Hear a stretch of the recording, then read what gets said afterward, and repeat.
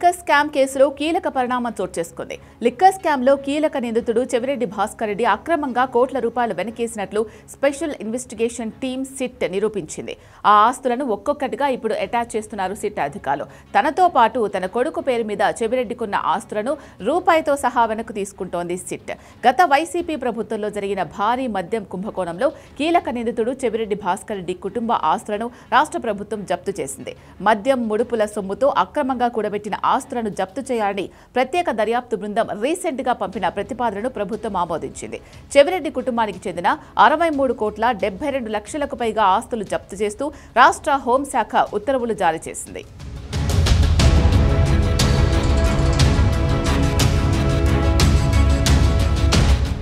Chandragiri, Renigunta, Tirupati rural, తొట్టెంబేడు sub రిజిస్ట్రార్ల వద్ద registration చేయించిన పలు ఆస్తులతో పాటు నెల్లూరు జిల్లా గూడూరు, పొదలకూరు, చిత్తూరు జిల్లా పుత్తూరు జాయింట్ సబ్ రిజిస్ట్రార్ల పరిధిలో చెవిరెడ్డి భాస్కర్ రెడ్డి, ఆయన భార్య లక్ష్మీకాంతమ్మ, కొడుకులు చెవిరెడ్డి మోహిత్ రెడ్డి, చెవిరెడ్డి హర్షిత్ రెడ్డి పేర్లతో రిజిస్టర్ అయి ఉన్న స్థిరాస్తుల వివరాలు వెల్లడించింది.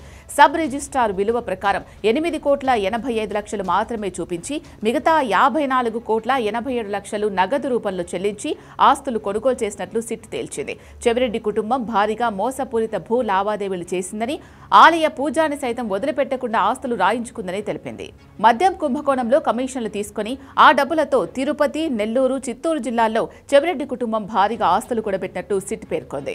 మద్యం ముడుపుల సొమ్మును ఎన్నికల్లో ఓట్లు కొనేందుకు వైసీపీ అభ్యర్థులకు పంపగా అందులో సింహభాగం వెనకేసుకున్న చెవిరెడ్డి అక్రమ సొమ్మును వైట్ మనీగా మార్చుకోవడానికి కుటుంబ సభ్యులు, అనుచరులు, డ్రైవర్, సహాయకుడు, బంధువులు, ఇరుగు పొరుగు ఇళ్లలో ఉండే వారి పేర్లతోనూ 8 డొల్ల కంపెనీలు సృష్టించి లావాదేవీలు జరిపినట్టు సిట్ వెల్లడించింది. ఇందులో కేవీఎస్ ఇన్ఫ్రా ఎండీగా ఉన్న కుమారుడు మోహిత్ రెడ్డి, సీఎంఆర్ ఇన్ఫ్రా పేరుతో ఉన్న కంపెనీ బాధ్యతలు నిర్వహిస్తున్న మరో కుమారుడు హర్షిత్ రెడ్డి పేరుతో ఉన్న ఆస్తుల్లో 54,87,00,000 లెక్కల్లో చూపలేదు అంటున్నారు సిట్ అధికారులు.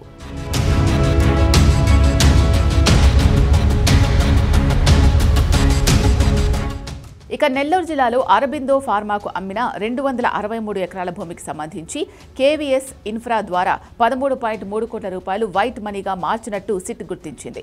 దీంతో 100 ఎకరాల భూములు, ఖరీదైన ప్రాంతాల్లో నివాస, వాణిజ్య స్థలాలు జప్తు చేసేందుకు విజయవాడ ఏసీబీ కోర్టులో పిటిషన్ వేయడానికి సిఐడికి ప్రభుత్వం అనుమతి ఇచ్చింది. సిట్ కోర్టులో త్వరలో జప్తు పిటిషన్ దాఖలు చేయబోతోంది.